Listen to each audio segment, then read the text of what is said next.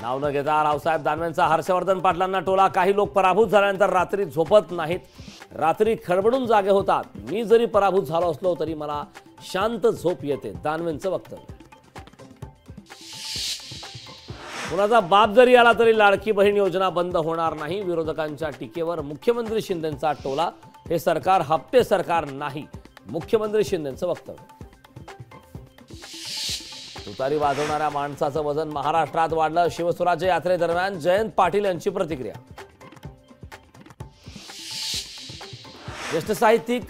ज्येष्ठ साहित्यिका प्राध्यापक डॉक्टर तारा भवाळकर यांची 98व्या अखिल भारतीय मराठी साहित्य संमेलनाच्या अध्यक्षपदी निवड।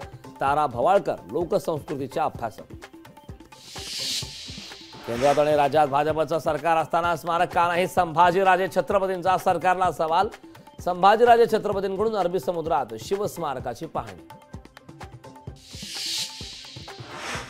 शिवस्मारक झालं पाहिजे अशी आमची ही इच्छा, मात्र स्मारकाविरोधात कोर्टात जाणारे कोण हेही संभाजीराजेंनी पाहिलं पाहिजे। संभाजीराजेंच्या आंदोलनावर उपमुख्यमंत्री देवेंद्र फडणवीसांची प्रतिक्रिया।